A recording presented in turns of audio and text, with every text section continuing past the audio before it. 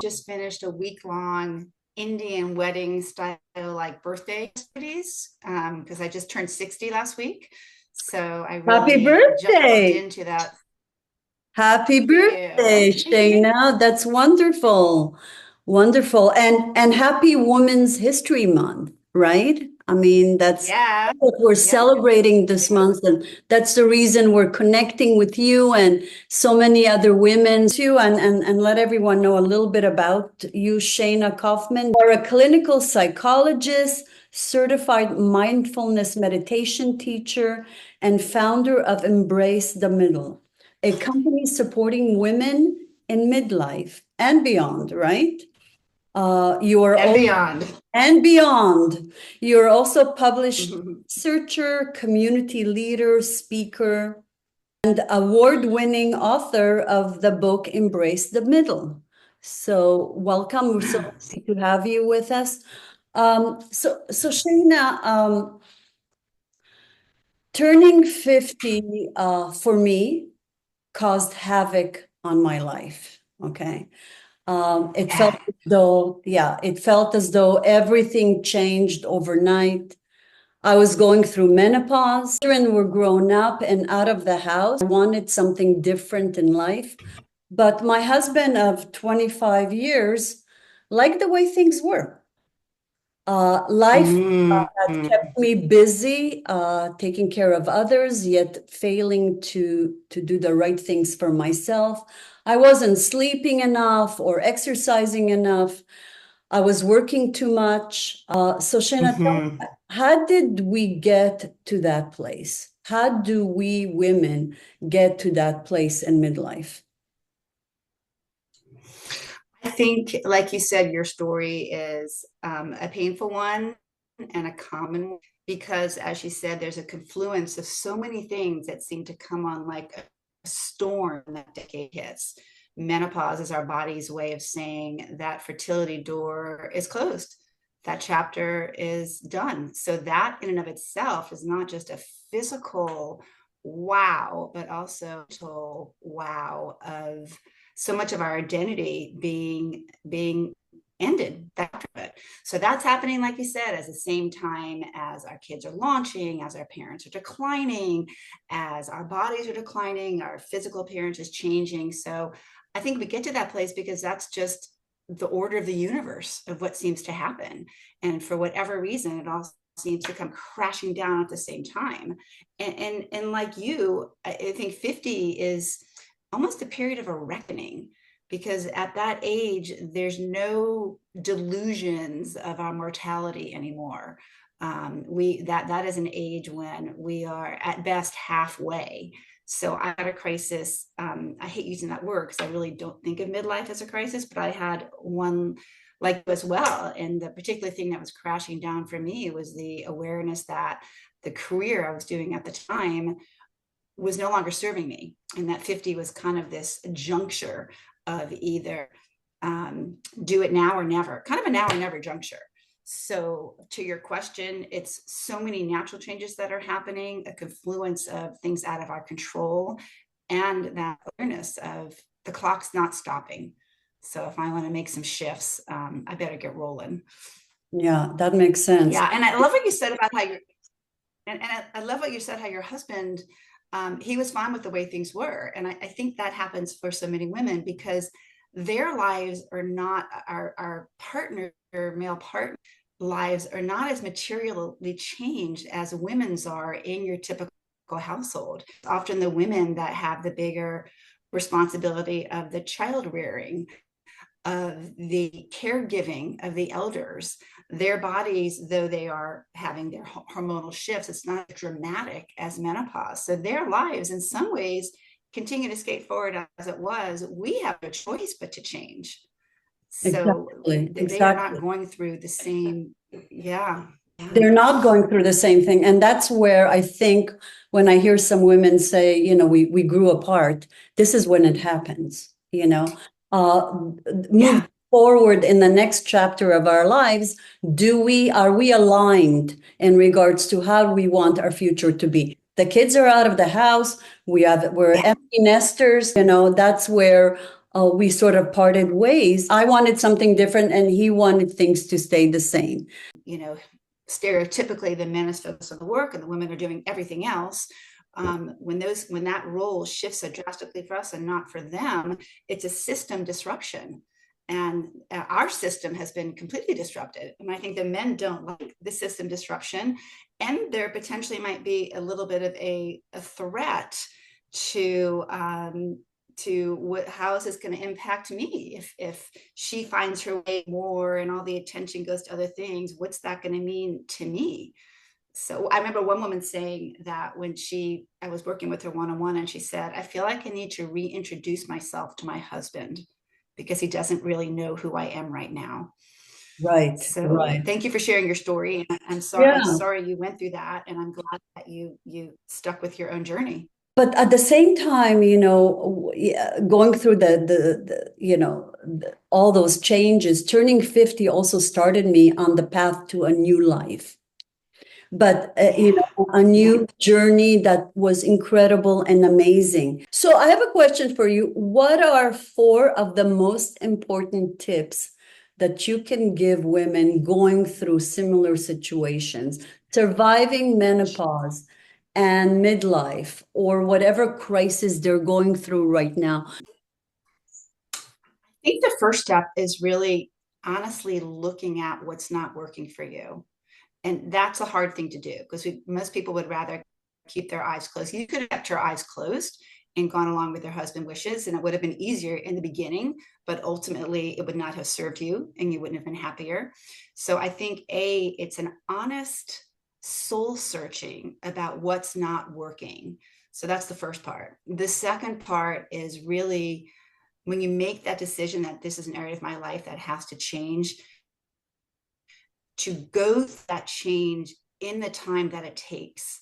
Not like you said, it took a long time, not to rush it, not to shortchange the pain, not to try to fill the void with something because of the discomfort of the change or the discomfort of that in between space, but to really go through it.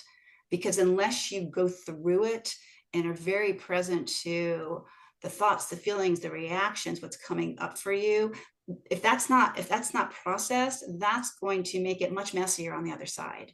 So clarity, going through it, being tender to yourself, being self-compassionate. Change is hard. Even if it's change that we want, it's hard, it's messy.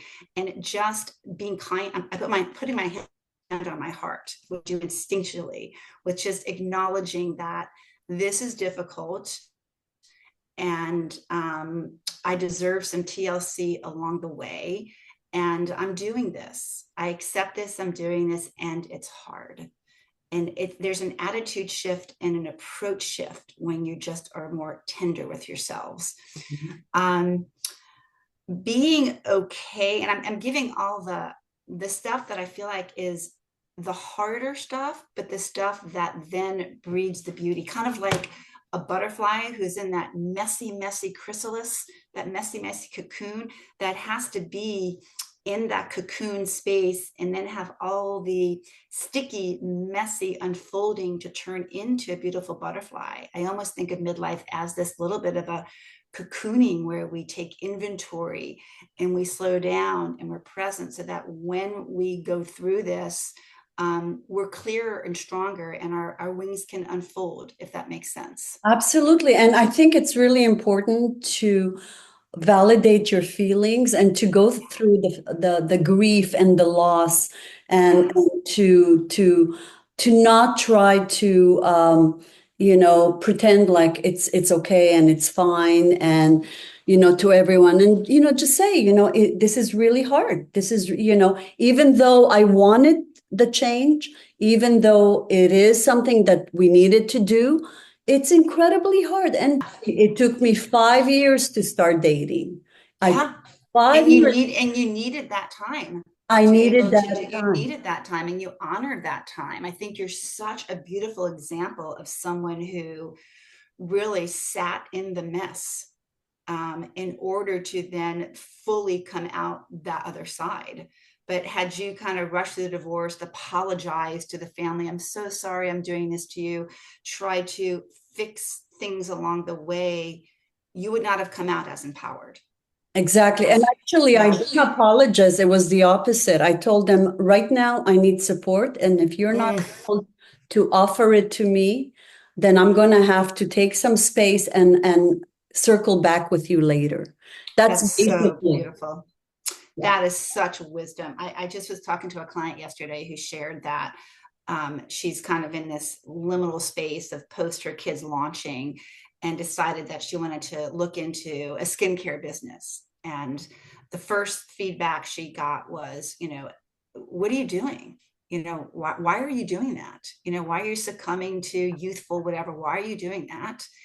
And so she was very kind of minimized and put down and defensive. And I said, why don't you, your response, a suggested response is more like, I'm exploring and I'm happy and I would appreciate your support, period, without having to justify what she's doing. And it goes back on them. If you're uncomfortable with her pursuing this industry, if you're uncomfortable with her kind of, in transition phase, that's on you. But we have to be comfortable knowing that as we're exploring and figuring things out, that is a form of doing. It's not a not doing. Not doing. And Form. I think we have to remember that the system wants you to stay the same. They don't want Mm-hmm. change. Whatever system you're in prefers you to stay because it worked that way. This is what they got used to. Everything is stable. Changes, you changing creates, some distress in their life right now. And they don't know. Absolutely. Like your family, your extended family, they wanted you to stay together because it worked for them. It was great over the holidays. It was easier. The kids, it did not work for you. And so that's what has to come first. And it's not selfish. It's the path to leading your most fulfilling life, that you don't have to sacrifice what works for the system for your own well-being. and You and need so much strength and resilience to get through that because you're fighting so many things on all fronts. you are, and support, like you said, and support. Good therapist. Good Good therapist. therapists, good friends whose shoulders that you can cry on and Yes. just be with, that are comfortable in your pain and that aren't trying to fix your pain, that they're just with you and see you and honor you where you are. Yeah. Absolutely. And Absolutely. yes, cheers to good therapists. She's a good therapist. Oh, amazing. I mean, that is, I don't know how people say, yeah, I heard some people say, therapy doesn't do a thing for me. I'm like, okay. Yeah. And I think the people that say, I don't want to do therapy, therapy is the harder way through. The easier way is a glass of wine at night and let's get lost in Netflix and let's go shopping. That's the Our easier systems way. Are naturally inclined towards comfort. But therapy, getting real and getting honest, that it's the harder way, but it's the more ultimately graceful and empowering way. Right. Absolutely. Yeah. Wonderful. Any other tips in regards to how to get through? I'll tell you what, I think for menopause, separate rooms, get separate bedrooms during menopause, Or right? separate blankets at a minimum. But I agree. Separate but I mean, I remember waking up in the middle of the night and just in sweat and wanting, couldn't sleep. I think you raise a good meta point, which is for women, that we don't have to suffer. If something's not working for us, we don't have to suffer. There's resources, there's techniques, there's tools. If you can't sleep, that's a life-changing liability. And so we have to do what we need to do in order to be able to sleep. So I think knowing that we don't have to suffer is one tip. Another thing that's really helped me, particularly as I broached 60, which just happened, and also as I went through my own career change and motherhood change, was it wasn't just the shifting of what we did, but it was a shifting of the roles that went with it. When our kids are younger, being a mom for me and for so many, that was my number one role. Work was sort of secondary.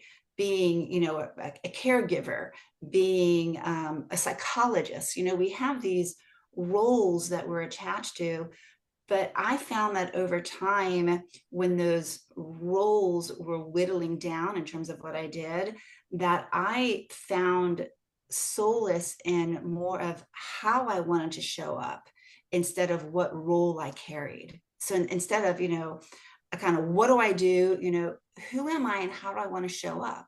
So tapping into my kind of inner lightness, which we all have, whether it's kindness, whether it's showing up as someone who, in a generosity, or someone who sees others, or someone who holds space, or someone who's able to give a comforting ear, really being clear on how we want to show up as opposed to what we want to do. And this is kind of a theme I'm working with right now, as something roles and titles change. They'll always change. Who we are intrinsically and what we can offer the world and ourselves in that way, that's stable. Sense. Yes, it does. It does make a lot of sense. And that takes me to your article that you sent me, which is amazing. I loved it. I hope you will allow me to publish it. Please do. Yes. Yeah, I would love to publish it in Midlife Women. It will be so helpful to so many women. Happy birthday again. Thank Wishing you. you good health and happiness. You had a party with your loved ones, and you made a speech. One of the questions that was asked of me is what I wanted to leave behind in my 50s and what I wanted to step into. And I was crystal clear when I was asked that question that it was dropping the stories of not enoughness, whether it's not successful enough, not thin enough, not competent enough, not liked by everyone. All those stories that had been a core one for me that I thought was done, but it wasn't done at the deepest layer. And really that intention to drop those stories and step into the truth that I've always been enough, that we've always been enough, that who we are is just right, and that we're all doing the best we can at any given moment in time. So it's a theme that is very alive for me, because like anything, the minute you put it out as an intention, it starts coming at you in full force, and you see evidence of it and you're challenged with it. And so I'm really exploring that one in more detail, and committed to continue to work on that truth that's inherent in all of us, that we are enough. Okay. Well, we feel that and we know that, but it's tough when society applauds women for their productivity and Yes. achievements. This Women's History Month, I saw on LinkedIn all kinds of posts honoring prominent celebrities, and I said to myself, what about featuring ordinary, everyday women like us who have worked so hard all their lives without all the fame and super fortune? Aren't we enough? I'm right there with you, Orly. I 100%. In fact, I posted something on my Embrace the Middle Facebook page about, who are some of the women in your immediate world that you want to celebrate and honor, give a name and a word. And I gave a shout out to a Zen teacher who taught me about compassion, to a friend who's such a model of generosity and philanthropy, to another friend who's the best listener around. These are the people that really are my role models and that really impact us in a very palpable day in, day out. The others can be maybe aspirational, nor do we know what they're like behind the fame. They're just people behind the fame. But those people in our immediate world that impacted us in a direct, palpable way, those are the ones I want to celebrate. I want to celebrate Exactly. all of us, but those are the ones that are near and dear to holding me up and modeling for me what my utmost values are. The thing that I wanted to know is, how do we know if we are chasing validation Mm. or living in alignment with our authentic self? How do we know that? This is the thing that I'm struggling with all the time. I think you feel it in your body when you're in some type of environment or interaction that feels a little off, or a little forced, or a little uncomfortable. Those are red flags to me that you're out of alignment with what's authentically you. And when you're at a place where you are doing what feeds your heart, when you're in relationship with a friend or a partner and there is no ambivalence about wanting to be with them, that doesn't mean they're perfect. It means that you're okay with the imperfections. Then we're in alignment. And I think it's natural to want external validation. We all want it. I think we need it increasingly less as we get older. And I think we just have to watch out to not get trapped into the number of likes on a post or the number of awards or accolades, or the number on the scale. We have to be really intentional about those would be nice if we have them, but they're not me. I'm the same me. And what I offer to the world is the same regardless of all of that. And so the more we honor and love ourselves, the less we need those external validations of enoughness. Right. And I think we also carry stuff from our childhood that Yeah, helped, 100%. Yeah. right? That helped protect us then and shielded us in response to early experiences like adversity and unresolved trauma. It worked well for us then, but might not anymore, right? I mean, the stuff that we're carrying through, right, in regards to it's really it's so funny because I wrote an article about that that was published in LinkedIn, from overachieving to burnout to healing, Yeah. and this overachieving in me, Yeah. childhood, had to do with the fact that, I was told always, you're not allowed to fail. Yeah. You work really, Yeah. really hard. You work really, really hard, you'll succeed. And there was no room for failure. Yeah. So basically that fear and wanting to please my mom and my parents and, so the things. And the repercussions of not living up to that. If I Exact, the don't live up repercussions to of that, not exactly. yeah, the even though it wasn't probably real, but the belief from those messages that if I am not achieving in this manner, that they're going to love me less or that I am less. And those things, those beliefs happen so subtly and so early on that they become truths in our bodies, and we experience them as truths. And it takes a long time to undo that and to challenge that. Yeah, I appreciate that journey so much. I had that one as well. Yeah, So do you believe that success is from the inside out, I do. from our strength, our character, or from the outside in, self-development, our environment, and the people we surround ourselves with? Which is it? I think it's both, but I think society inculcates us to believe that it's based on external markers of success. You write this article and it goes smashing well on LinkedIn, you're successful.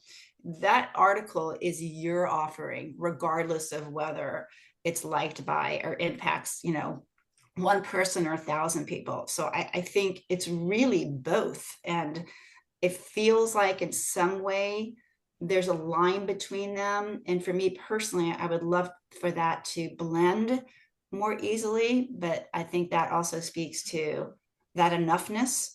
When we're intrinsically enough, we don't rely on the outer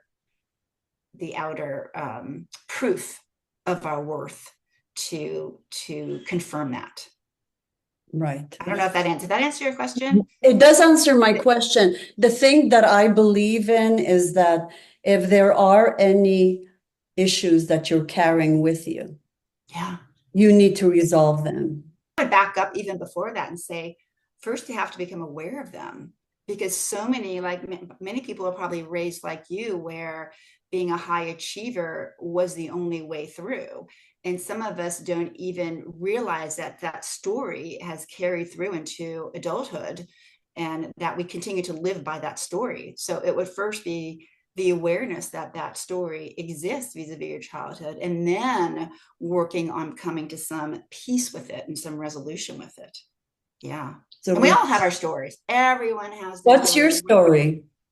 Oh, that was one of them. That was definitely one of them. That the more I came from a family of, you know, five siblings and very busy parents, and the story was that I was more seen and lauded. I knew I was loved, but I was seen more, and there was much more attention when I had straight A's, when I was thin, you know, when I was president of this. And so that became the story, that in order to be fully seen, I had to be, you know, exceptional in certain areas. And even got down to the point where if I was, there was no middle ground. If I wasn't doing extraordinarily well, it's almost like I didn't exist. It became that etched in my story. So there's a lot of undoing that and a lot of challenging that belief, because it wasn't necessarily true.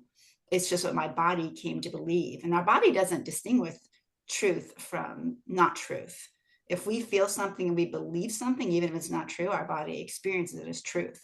So it's really looking back at some of childhood moments and seeing that they loved me regardless of what I look like. You know, they love me just as much if I didn't make straight A's, but somehow the extra attention I got from the other stuff completely blurred that. And I would add that we are so adept at criticizing ourselves and focusing on our shortcomings and focusing on where we failed. And we do not give nearly enough credit to ourselves and enough kudos to ourselves when we've earned it, when we deserve it. Absolutely. So, yeah, 100%. yeah, Absolutely. yeah, Uh, you say in your book, uh, yeah, yeah, the book Embrace the Middle, that there are gifts and there is power in aging. Okay. So Shayna, to be honest with you, I had a hard time with that because I think aging sucks, you know? yeah. You're not Seriously. alone. You're not alone in that. Okay, aging sucks. I mean, I wake up every day with pain somewhere in my body, you Yeah. know, somewhere else every day. And my girlfriend told me the other day, she said, Orly, if you wake up one day without pain, you know you're dead. So I stopped complaining to her about my pain. Yeah, the pain doesn't go away. It just moves around. It doesn't leave. It just like it's if It it's on just your yeah, shoulder, it it's there a little bit. circulates. Exactly, exactly. But since we don't have another option for aging, right?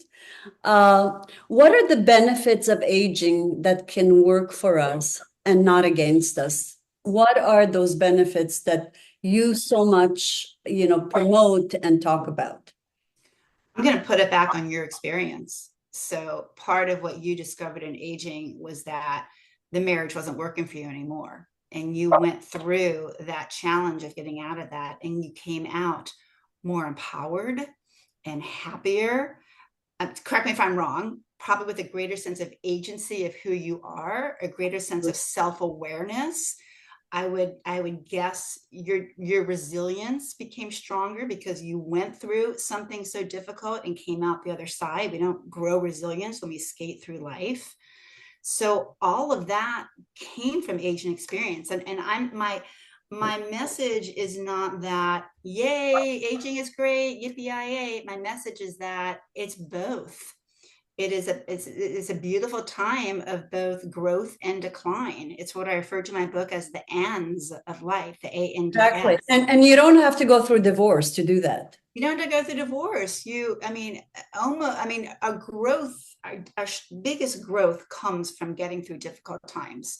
And Yeah. that's relative, you know, whether it's getting through. When I had a succession of three losses of both parents and a brother within a matter of 2 years. It was a knock me on my back kind of loss. But I went through it, meaning I was very present to my grief, very present to my tears, very with my pain. I did not shortcut it at all. But when I came through that grief, not episode, that grief, you know, not quite a decade, that grief period, I was strong. I mean, I did, if I had heard, and there were other things that happened at the same time. If I had heard someone went through what I went through, I'd be like, oh, I could never handle that. I'm so glad you could handle that. And I'm sorry you went through it, but I would just be knocked on my back and I wouldn't have come out of that. But I did. And I discovered a strength and a power and a sense of who I am by virtue of going through that. And that's just one example of what age and experience does. Age and experience creates, and this is what my research, came through as well, that the gifts that come with age and experience is not just wisdom and self-awareness, but this ease of being, this comfort in our skin, even if it's saggier, more wrinkly, or more whatever, the ease of being, the comfort in our skin, the resilience, the not sweating the small stuff like we used to. What used to Right. could have been monumental is something that we're like, oh well, a bummer, but not the end of the world. We know that. And so these are things that affect the quality of our day and in day life that we're not even aware of. When Right. we hit a hiccup during the day that 5 years ago would have been like, my computer crashed. Oh my God, my computer crashed. What am I going to do? And, it's the end of the world. And now it's like, okay, this sucks, but I know it's backed up somewhere, and let me just figure this out. So these happen very subtly and oftentimes out of our awareness. So my invitation to women is to really widen that midlife lens and start to notice and see all these ways we've grown that could only come with age. So we need some meditation right now. Oh boy, do we need some meditation. Okay, let's do it. Let's do one for a minute. Before we go into that 1 minute meditation, I want to say a couple of things in regards to your book, Embrace the Middle, A Woman's Guide to Navigating the Challenges. Please go get it. It's an amazing, amazing book. It has fabulous tips on how to, deal with this chapter of our life, celebrating the joys and finding power in midlife. And it's a compassionate and empowering roadmap for women navigating the stage. Thank you. Also, yes, and where can they buy the book? In Amazon? Where else? Yeah, Amazon. You can look on my website if you're What is your local. website again? Embracethemiddle.com. Okay, embracethemiddle.com. If you're a local San Diegan, I'd be happy to get you one and sign it for you if you don't want to go through Amazon.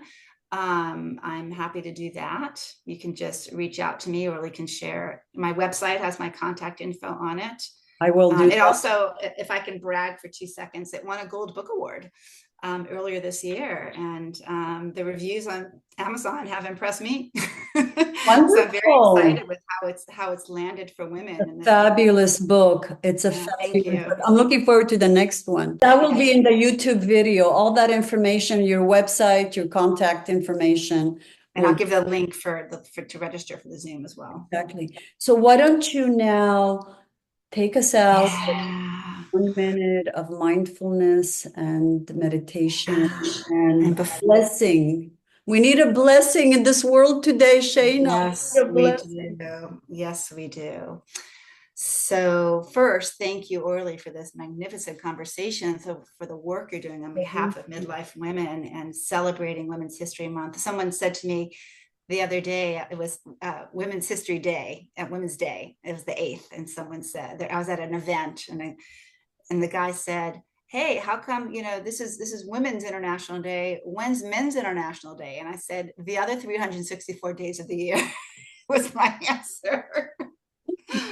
So thank you for drawing attention to We're us. lucky we got one day. Lucky we got one. So let's I hope close nobody out. takes it away in this administration. There is that chance. Yeah. Yes. Okay, we need meditation. All right. Thank you, Shayna. Thank you. Thank you, Orly. So let's just close this out together. If you're listening, wherever you're listening, if you can take a minute just to sit down for a second. If you're driving, don't do this yet. Wait till you get home and do this on the recording, this piece. But if you are somewhere where you can stop for a minute, find a position in a chair, in a couch, a kitchen table, wherever you're doing. Put your phone upside down, close the door, turn off the TV, and just feel your body for a minute. Feel your bottom as it connects with whatever you're sitting on. Feel your feet on the ground. Feel your hands in your lap. And take a few small breaths, breathing in for about 3 to 5 seconds. Breathing in.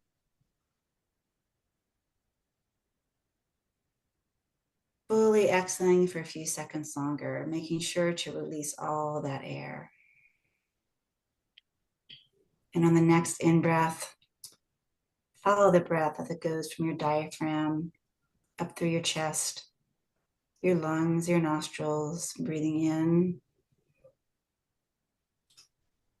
And then following that breath on the exhale in the opposite direction, from your nose down to your throat, chest, belly.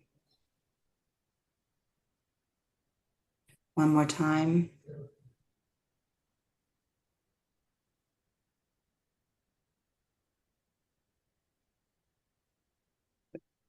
And imagine in this moment of time, putting a beautiful bubble around yourself,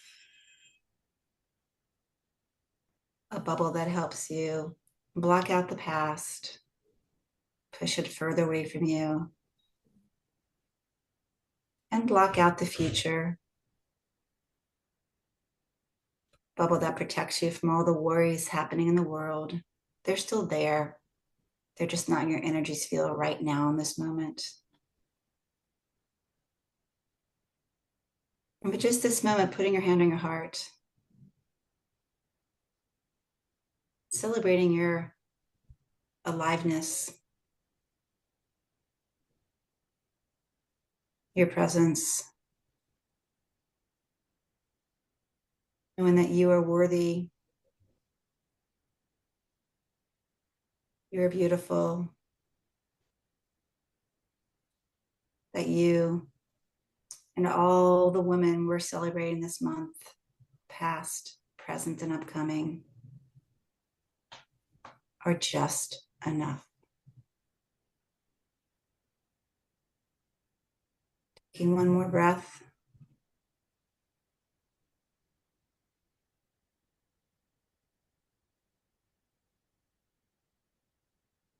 Your hands in prayer pose because you asked for a blessing. I'm going to close with a loving kindness verse. May we and all beings be safe. May we and all beings be healthy.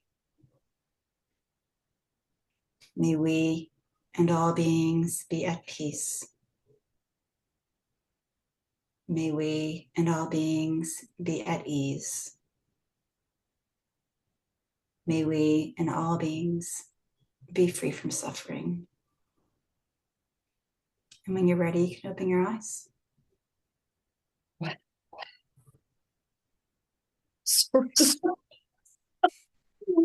This is amazing. Wow.